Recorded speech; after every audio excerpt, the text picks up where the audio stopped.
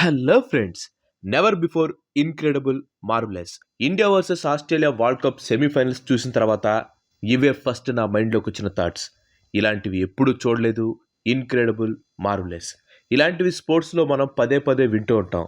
కానీ ఈసారి నిజంగా ఇది incredible marvellous and never before. ఈ విజయం ఎన్ని విధాలుగా స్పెషలో ఇప్పుడు నేను మీకు చెప్తాను చూడండి.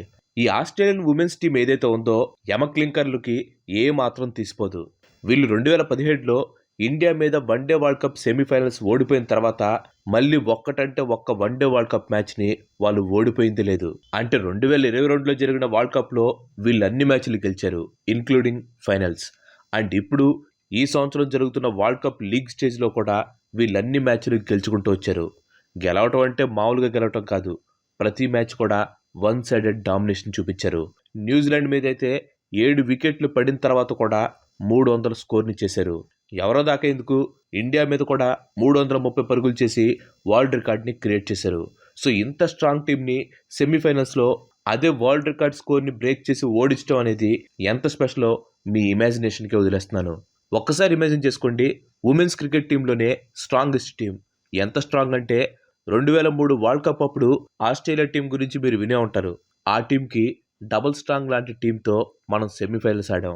టాస్ ఓడిపోయి worst feeling, worst bowling, wild over త్రోలు వేయటం, అసలు మామూలుగానే ఆస్ట్రేలియా వాళ్ళు రెచ్చిపోతూ ఉంటారు. ఇంకా ఫీల్డ్లో వాళ్ళకు కొద్దిగా తేలిగ్గా ఉంటే అంతే, అయిపోయినట్టే. సో ఇండియన్ టీం వల్ల బిలో పార్ బౌలింగ్ ఇంకా ఫీల్డింగ్ని క్యాష్ చేసుకుని ఆస్ట్రేలియా వాళ్ళు 338 పరుగులు చేశారు. అఫ్కోర్స్ ఆస్ట్రేలియన్ ఇన్నింగ్స్లో లాస్ట్లో బ్యాటింగ్ కొద్దిగా కొలాప్స్ అయింది, లేకపోతే స్కోర్ ఇంకా ఎక్కువగా వెళ్ళిపోయేది. అయినా కానీ 339 టార్గెట్, అది కూడా వరల్డ్ కప్ సెమీఫైనల్స్లో. అండ్ అన్నిటికంటే ఇంపార్టెంట్, ఎదురుంది ఆస్ట్రేలియన్ టీం. చేస్ చేయటం అనేది మౌంటైన్ని క్రాస్ చేసినట్టే. కానీ గుండె ధైర్యంతో బాగా ఆడి దేవుడి దయ ఉంటే ఎంత పెద్ద మౌంటైన్ అయినా సరే క్రాస్ చేయొచ్చు అని చెప్పి ఇండియన్ టీంతో పాటు జెమిమా రాడ్రిగ్స్ కూడా ప్రూవ్ చేసింది. ఇక ఇండియన్ ఇన్నింగ్స్ విషయానికి వస్తే ఇంజురీ అయిన ప్రతికార వాళ్ళని రీప్లేస్ చేస్తూ ఎంతో హైప్తో టీంలోకి ఎంటర్ అయిన షఫాలి వర్మ జస్ట్ 2 ఫోర్లు కొట్టి పెవిలియన్కి చేరుకుంది. ఆ తర్వాత వన్డౌన్ వచ్చిన జెమిమా రాడ్రిగ్స్ స్మృతి మందనాతో కలిసి ఇన్నింగ్స్ని ముందుకు తీసుకుని వెళ్ళటం మొదలుపెట్టింది. వీళ్ళిద్దరూ రన్ రేట్ తగ్గకుండా జాగ్రత్తగా ఆడుతూ వచ్చారు. కానీ 10th ఓవర్లో ఇండియాస్ బిగ్గెస్ట్ స్టార్ స్మృతి మందన చాలా అన్లక్కీగా అవుట్ అయిపోయింది. అంతే, మొత్తం భారతదేశంలో ఉన్న క్రికెట్ అభిమానులు కాసేపు షాక్ అయిపోయారు. వైడ్ అనుకున్న బాల్కి స్మృతి అవుట్ అవడంతో మ్యాచ్ ఇంకా ఆస్ట్రేలియా సొంతం అయిపోతుందని చెప్పి అందరూ అనుకున్నారు. వరల్డ్ కప్ సొంతం చేసుకుందామనే హోప్స్ సన్నగిలుతూ ఉన్న టైంలో మొత్తం కంట్రీ ప్రెషర్ని భుజాల మీద వేసుకుని క్రీజ్లోకి అడుగుపెట్టింది కెప్టెన్ హర్మన్ ప్రీత్ కౌర్. హర్మన్ ప్రీత్కి ఆస్ట్రేలియా మీద చాలా అంటే చాలా మంచి రికార్డు ఉంది. 2017లో వరల్డ్ కప్ సెమీఫైనల్స్లో ఆస్ట్రేలియా మీద ఇండియా గెలవడానికి హర్మన్ ప్రీతే కారణం. కేవలం 115 బాల్స్లో 171 పరుగులు చేసి ఇండియాని ఫైనల్స్కి తీసుకుని వెళ్ళింది. ఈ సెంచరీతో పాటు వన్డేస్లో ఆస్ట్రేలియా మీద 4 50s కూడా స్కోర్ చేసింది. అండ్ హర్మన్ ప్రీత్ ఈ మ్యాచ్లో క్రీజ్లోకి వచ్చే టైంకి 40 ఓవర్లలో 280 పరుగులు చేయాల్సింది. కానీ హర్మన్ ప్రీత్ మాత్రం ఎటువంటి ప్రెషర్ తీసుకోకుండా జెమిమాతో కలిసి స్కోర్ని ముందుకు తీసుకుని వెళ్ళింది. వీళ్ళిద్దరూ పెద్దగా రిస్క్ తీసుకోకుండా రన్ రేట్ని ముందుకు తీసుకెళ్తూ వచ్చారు. వీళ్ళిద్దరూ తమ హాఫ్ సెంచరీస్ని పూర్తి చేసుకున్నారు.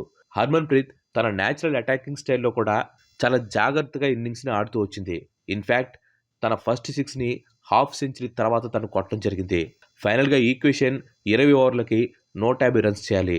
ఇండియా ఇలాంటి సిచ్యువేషన్లో చాలాసార్లు ఓడిపోయింది.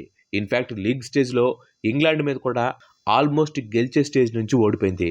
అందుకే హర్మన్ ప్రీత్ ఇంకా జెమిమా ఎంతో క్యాలిక్యులేటెడ్గా ఇన్నింగ్స్ని ముందుకు తీసుకుని వెళ్ళారు. హర్మన్ ప్రీత్ ఆస్ట్రేలియన్ బౌలర్స్ని అటాక్ చేస్తూ ఉంటే ఇటు జెమిమా రాడ్రిగ్స్ వికెట్ని కాపాడుకుంటూ స్ట్రైక్ని రొటేట్ చేస్తోంది. వీళ్ళిద్దరూ కలిసి 156 బాల్స్కి 167 పార్ట్నర్షిప్ చేశారు. చెప్పాలంటే ఆస్ట్రేలియన్ టీం మీద ఇదే రికార్డ్ పార్ట్నర్షిప్. కానీ ట్విస్ట్ ఇన్ ద టెయిల్ లాగా 89 రన్స్ చేసిన హర్మన్ ప్రీత్ అవుట్ అయిపోయింది. ఆ తర్వాత వచ్చిన దీప్తి శర్మ వచ్చి రావడంతోనే ఆస్ట్రేలియన్ బౌలర్స్ని అటాక్ చేసింది. కానీ పూర్ రన్నింగ్ వలన రన్అట్ అయిపోయింది. ఆ తర్వాత రీచా ఘోష్ 2 6లు 2 4లతో ఇండియాని విజయానికి చేరువ చేసి అవుట్ అయిపోయింది. ఆ తర్వాత క్రీజ్లోకి వచ్చిన అమన్జోత్ కౌర్ జెమిమా రాడ్రిగ్స్తో కలిసి ఇండియాకి విజయాన్ని అందించింది. చూసారా, వీడియో మొత్తంలో నేను జెమిమా రాడ్రిగ్స్ గురించి పెద్దగా చెప్పలేదు. బికాస్ ఆమె ఇన్నింగ్స్ కూడా పెద్దగా హడావిడిగా లేనట్టుగానే సాగింది. అండ్ ఇప్పుడు జెమిమా రాడ్రిగ్స్ గురించి స్పెషల్గా చెప్పాలి. ఎందుకంటే తన ఇన్నింగ్స్ని తను స్పెషల్గా మార్చింది కాబట్టి. మ్యాచ్ లైవ్ చూసిన వాళ్ళకి తెలుస్తుంది జెమిమా రాడ్రిగ్స్ ఎంత కాన్సన్ట్రేషన్తో ఆడిందో. జెమిమా 134 బాల్స్కి 127 పరుగులు చేసింది. ప్రతి సింగిల్కి, ప్రతి బౌండరీకి బ్యాటింగ్ పార్ట్నర్ని ఎంకరేజ్ చేస్తూ తనని తాను మోటివేట్ చేసుకుంటూ మెమరబుల్ ఇన్నింగ్స్ని ఆడింది. నేనైతే చాలా ఇయర్స్ తర్వాత ఇంత కామ్ అండ్ కంపోజ్డ్ ఇన్నింగ్స్ని చూశాను. ఈ వరల్డ్ కప్ సెమీఫైనల్స్లో జెమిమా రాడ్రిగ్స్ ఆడిన ఇన్నింగ్స్, చేసిన సెంచరీ ఇండియన్ క్రికెట్లో most valuable and most memorable పర్ఫార్మెన్సెస్లో ఒకటిగా నిలిచిపోతుంది. ఇదే ఫామ్ని కొనసాగిస్తూ ఇండియా ఫైనల్స్లో కూడా గెలిచి మొట్టమొదటి ఉమెన్స్ వరల్డ్ కప్ని సాధించాలని చెప్పి మనస్ఫూర్తిగా కోరుకుందాం. Thanks for watching. ఈ వీడియో కనుక మీకు నచ్చినట్లయితే లైక్ చేయండి, షేర్ చేయండి. అండ్ అలాగే మన నెక్స్ట్ ఎపిసోడ్ మిస్ కావద్దు అనుకుంటే మన ఛానల్కి తప్పకుండా సబ్స్క్రైబ్ అవ్వండి. ఇంకో మంచి ఎపిసోడ్లో మళ్ళీ కలుద్దాం. Till then bye bye. Have a nice day.